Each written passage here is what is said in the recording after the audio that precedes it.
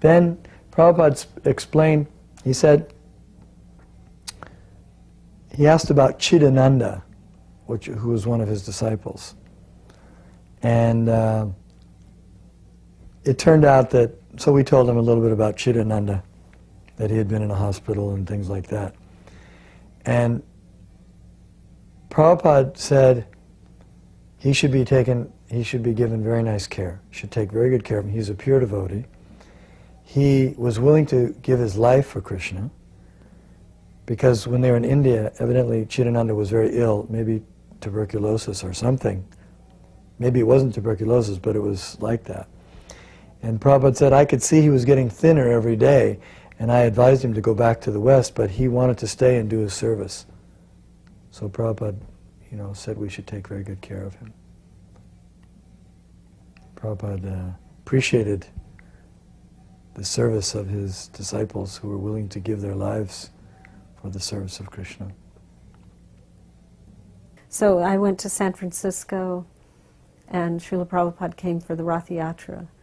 And actually I didn't have any close association with him there, but I got second initiation by letter because Bhutatma wanted to have a fire sacrifice at the San Francisco temple so that we could have a big festival. And so I was really disappointed because I heard that Prabhupada a lot of times touched your hand when he gave you second initiation, and I thought, I really wanted to get it personally, because it would probably be the only opportunity in my entire life to have the personal touch of Srila Prabhupada physically on my hand. The devotees weren't touching his feet, especially the women, so I was disappointed. But then after the initiation, Jayananda came to me and he said, he was so kind. I mean, that's another amazing part of Krishna consciousness, was his association. He said, I'm going to see, he came to my room. I had my own room because I had a child, so I wasn't in the ashram, in the Brahmacharini ashram, but I was in the temple. I had my own room. He came to the door, he knocks on the door, he goes, I'm going to see Srila Prabhupada in Los Angeles. Would you like to have me take him some Guru Dakshin? And I said, I don't have anything. And he points to a drawing I'd done of Krishna, and it's just his face with his flute and a garland, and he's up in the clouds, and it said Om underneath it. And it was a pencil drawing. And a lot of people had told me it was bogus, it wasn't bona fide, it was impersonal because Krishna was in the cloud and none of his associates were there. So I never would have thought of giving that to Srila Prabhupada. But when Jayananda goes, oh, that's nice, I just, I forgot all my doubts and hesitations, and I said, okay, you can take that to Srila Prabhupada. I had it in a frame. And then he said, would you like me to ask him anything? Well, I heard that all you were supposed to ask the spiritual master was how to serve him. So I said, please ask him how I can serve him best. So about a month later, Jayananda got a letter from Srila Prabhupada, and of course it discussed other things, and it said, to thank Bhavatarini Dasi for her drawing of Gopal Krishna. So that was like, oh, it's Gopal Krishna, it's not impersonal. And he said, as far as she can serve me, the best service is to chant Hare Krishna always and spread it to every town and village. Once I remember he asked me about my personal life, where do you come from, and how long have you been in the movement? And then after I told him, he said, well, you're from Britain, the British expanded a big empire, so you spread the empire of Krishna consciousness. Actually told me that perhaps 3 different occasions. Once I brought my parents to see Srila Prabhupada, and Prabhupada was very courteous to them. He took off his garland and he asked me to put it on my father. Then he said that, nice son, nice father. Whenever the son becomes a devotee, then 10 generations in the past and 10 generations in the future will be delivered. So my parents were very, very much impressed by Srila Prabhupada's kindness and courtesy. I was really amazed how, there's people coming from so many different walks of life, how the main, factor that brought everybody together is that everybody fell in love with Prabhupada.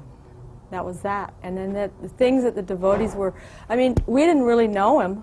He was just some man from India wearing, in our, eyes, strange clothes, and all of a sudden, all these devotees were, doing odd things, at least in the material standard, like wearing the sheets practically. And in fact, those days we were wearing sheets, because we used to buy these big bolts of like either yellow or saffron polyester cotton material, and they were like, it was kind of stiff, and so when you danced in it, especially when it rained, it got all black on the bottom. It never went away. And they were all like community saris and community dhotis. Everybody kind of shared their stuff, So my impression of Prabhupada was that everybody just fell in love with this man, and they were willing to just completely change their lives because of him. And there's that saying, Prabhupada says that a devotee is one that when you see him, you think of Krishna. So Prabhupada's non-different than Krishna in that sense. That when we saw Prabhupada, we really felt like that, it was like being with Krishna himself. He was just this incredibly loving, wonderful father figure. He was the warmest person. I don't think I knew love until I met Srila Prabhupada. That's what stands out to me. He was, incredible preacher and knowledgeable and self-realized, but the greatest thing for me was his warmth, his incredible warmth and love.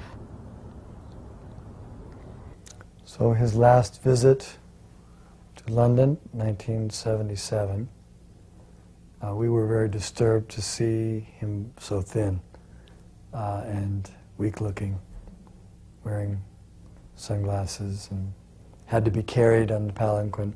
But still, we were thrilled to have his association. And he would only come down in the morning, be carried down on the palanquin, downstairs at the Bhaktivedanta Manor, into the temple room, and he didn't move, but the kirtans were, all the devotees from, at least a lot of the devotees from Europe, Germany had come over, and some of the devotees from Paris, and all the English devotees. It was packed with very enthusiasm. All the Sankirtan devotees were there. And the kirtans were really strong. And Prabhupada would be sitting like this with his hands folded, and he wouldn't move, but all he would do during the kirtans, at some point, he would move his finger like that. And when he did that, everyone saw him moving his finger. They all began jumping and dancing in ecstasy. Just like before, when he would dance and put his arms up, everyone would be forced to get up and dance. But the potency was still there, but he was just moving his finger. And so I had the service of putting Charnamrita in his hand. His fingers were so swollen that it was like little balloons. His ring was, there was no way he could get the ring off, but that's all he would do. We'd put the Charnamrita, could put not more than just 3 very tiny drops, because he couldn't eat anything. But he would take it, and then we'd wash. And it so happened that during that time, he was rushed to the hospital. We didn't know what for, but later on we found out he needed some emergency operation, minor operation at that time. And he was there that was Vyas Puja while he was there. And on that day he came down, and Tamal Krishna Maharaj told the story of Srila Prabhupada's coming to start the movement, and did a very long explanation, or telling details of his preaching in the early days and everything. it was wonderful. Prabhupada was very pleased by that. He was reliving his whole preaching, movement, how he started and everything, but once in a while Prabhupada would speak. He would interject something. I remember one part, Tamal was speaking about Prabhupada's preaching in Los Angeles in the early days, going to different houses, and Prabhupada interjected and he said, I was even going to the garage, to a garage to speak. So Prabhupada interjected that, because they had programs at a garage.